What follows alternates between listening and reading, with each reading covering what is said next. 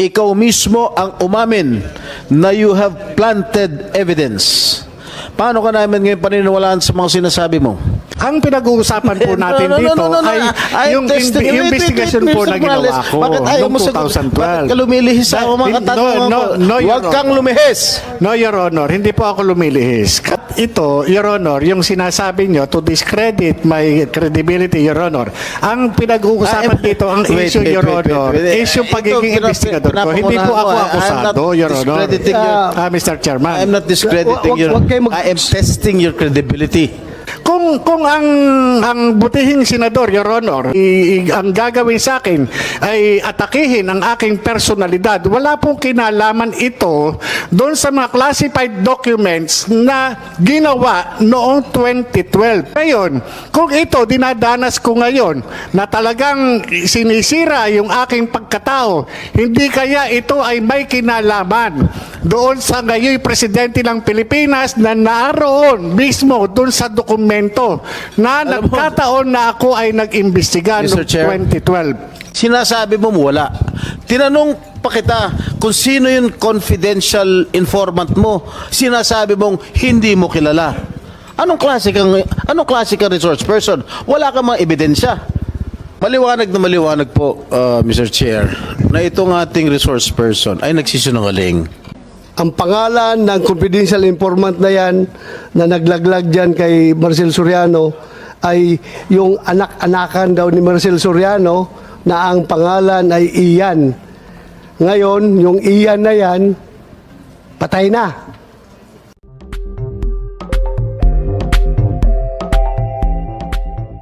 No. I will not question the two gentlemen. I'll just go straight to the point and ask questions to Mr. Morales. Go ahead, Your Honor. Okay, Mr. Morales. Yes, Your Honor. Nakita ko sa isang interview mo na sinabi mo na ako raw ay hindi marunong mag-imbestiga. Am I correct? Yes, Your Honor. Yun po ay opinion ko bilang investigador dahil inaasahan ko po inimbita po ako rito as resource person. Alright. At mistula ako na ituring na akusado. I will have to respect your opinion, but my track record in investigating here in all public hearings will attest to it. Okay? Now, the second question. Sinabi mo sa isang interview na sayang ang binabayad ng taong bayan sa akin. Yun po yung opinion ko, Your Honor, dahil doon sa nakikita kong takbo ng Bakit sayang ang bayad? Your Honor, dahil ako, ginagawa ko, tinutupad ko ang aking sinumpaan tungkulin bilang inyong senador at kine-question mo ba ang 15 milyong Pilipino na bumoto sa akin? Dahil sinabi mo sayang ang binabayad nila sa akin. Your Honor, yun po yung opinion ko, gawa ng ako po ay isang investigador. Ang investigador po, nag-extract po na information, nag-elicit po na information upang makuha mismo yung yung ninanais doon sa subject matter. Kagaya po ng ginagawa natin ngayon. Ako po ay nagsasalita lang bilang sa aking opinion at bilang doon sa aking karanasan bilang isang investigador. Kapag ako po ay kaharap ng isang iniimbestigahan, sinisikap ko po na makuha ko yung sustansya na kinakailangan patungkol po dun sa hinahangad kong resulta. Ako po, hindi po kailanman na namemersonal o kumakaladkad o naguhusga sa pagkatao ng kahit na sino, lalo na yung mga naimbestigahan ko talagang mga kriminal. Yan ang opinion mo. Ito naman opinion ko. Okay. Meron akong kopya ng desisyon ng Civil Service Commission affirming the decision of PIDEA Director General Arturo Cacdac finding you guilty of dishonesty, grave misconduct, and conduct prejudicial to the best interest of the service.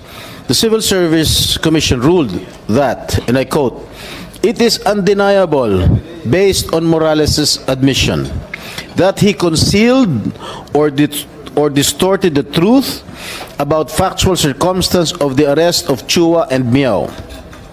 Morales' earlier statement that the arrest was a result of a lawful arrest and later, take note, retracted the same is telltale proof of dishonesty. His action, among others, of planting evidence is likewise an act of dishonesty because it is contrary to the fact that no illegal drugs were seized nor under the possession of the accused. Ang desisyon nito ng Civil Service Commission ay kinatigan ng Korte Suprema noong January 20, 2016. Doon po sa kaso na yun, ikaw mismo ang umamin na you have planted evidence.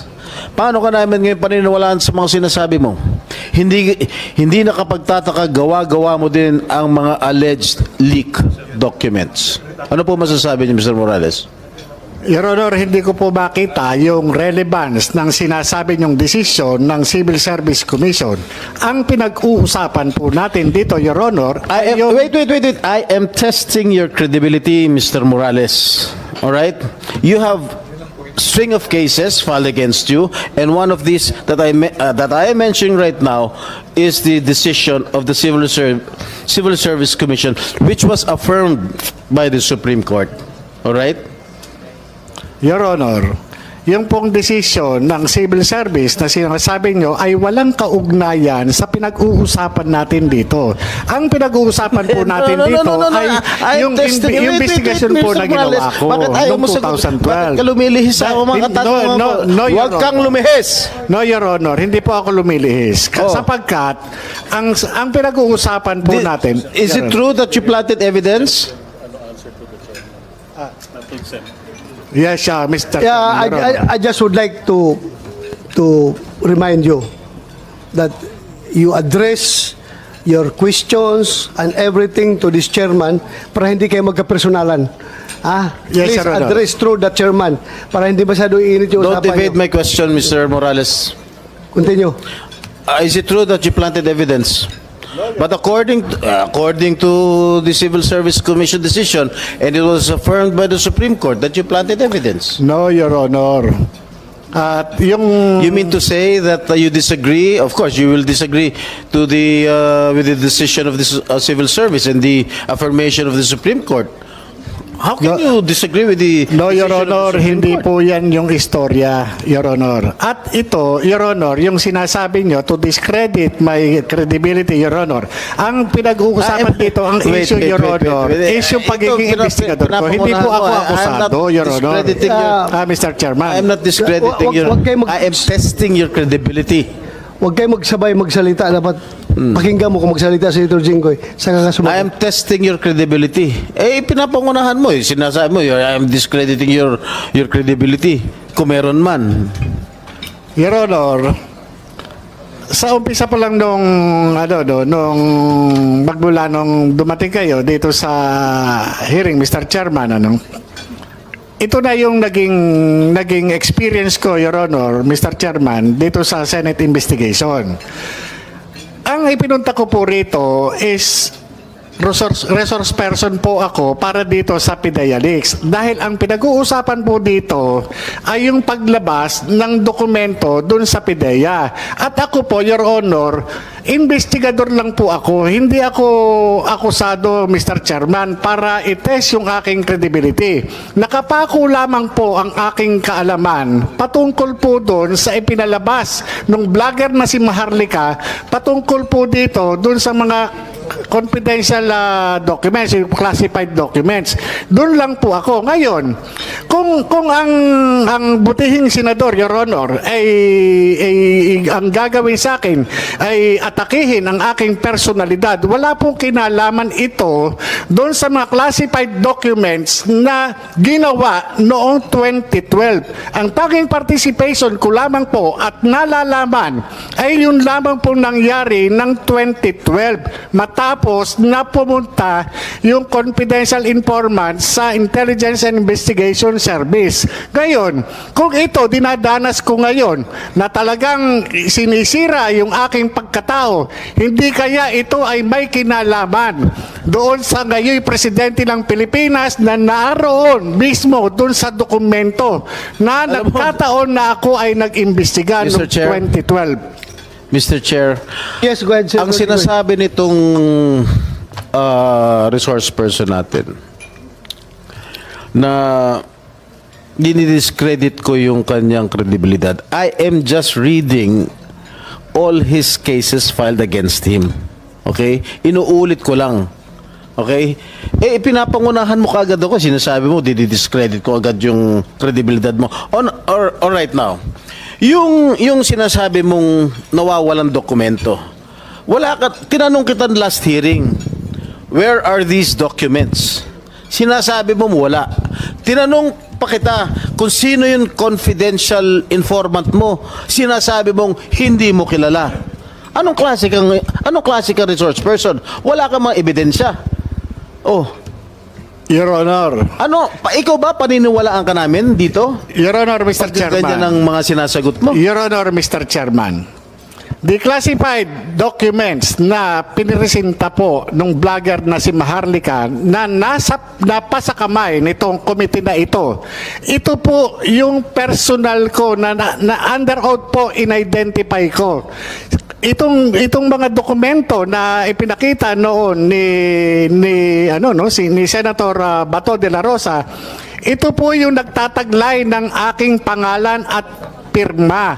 At doon din po sa dokumento na yon ay in-identify ng PIDEA na sasakyan ng PIDEA, na mga kawani ng PIDEA yung mga nandun, at opisyal na sasakyan ng PIDEA yung naandun. Your Honor, yung mismong dokumento nagpapatunay. Yun po ay galing ng PIDEA. Kaya nga po nagulat ako nung lumabas po yun. Tinanong natin ang PIDEA kung galing sa PIDEA. Ano sagot na? Meron bang PIDEA rito? General Lasso. Yes, si Mr. Lasso. Tinanong na, I asked you during the last hearing if there is such an existing document. And what was your answer, Mr. Lasso? Your Honor, there are no such Oh, documents in PIDEA. Oh, sino nagsisinungal? Sino nagsisinungaling? Di ba ikaw? Your Honor, hindi po ako sinungaling. Ano ka? Nagsasabi Liar. lang po ako ng totoo. You are a congenital liar. Base po doon sa aking personal na kaalaman noong 2012 bilang isang investigador. Senator Jingo, if I may. Your Honor. I have already made my peace about that particular document. Sabi ko, naniniwala ako sa PIDEA na wala yan sa kanilang files dahil wala talaga yan doon. Niniwala ako. Pero ako ay naniniwala na yung papel na yan ay totoo. Based on my previous explanation. Andyan ng papel na yan. Ang tanong lang kung sino may hawak. Ako naniniwala ko. Based on everything that I have examined, nandyan yung papel na yan. Hindi lang alam kung sino may hawak ng papel na yan ngayon. Where is that alleged document? Where is Kasi ang nandito ngayon is photocopy? soft copy lang. Soft copy na. So that is not pinapakala. authentic, Mr. Chair. Ha? That is not authentic. Well, if we define authenticity as to the material, yung hard copy, then maybe masabi natin hindi authentic. Pero ano bang ibang word for that authentic na makapagsabi na yung isang soft copy ay totoo, which ako mismo rule na talagang totoo yan as far as I'm concerned. Andyan yan, pero soft copy nga lang andyan. Existing document yan na hindi makita ngayon. Hindi yan gawa-gawa lang. Mr. Chair, can we administer the oath on retired General Santiago, please? Will the CONSEC administer the oath? Comsec.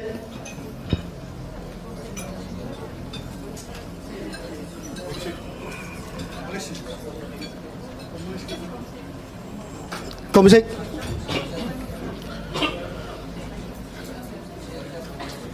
Sige lang, bago, habang hindi pa na-administer si General Santiago, ito Morales, makinig ka. Yes, Mr. Chairman. Ulitin ko for the last time, Yes, Your Honor. hindi mo talaga maalala yung confidential informant mo? Your Honor, pareho po tayong pulis. At napaka-importante po sa atin yung mga information galing po sa mga informer. Itong mga informer po kapag lumalapit sa atin, ito yung karamihan po ng mga pinagmumulan natin ng trabaho. At kapag ito... Ulitin ko yung question, ay dagdagan ko yung question.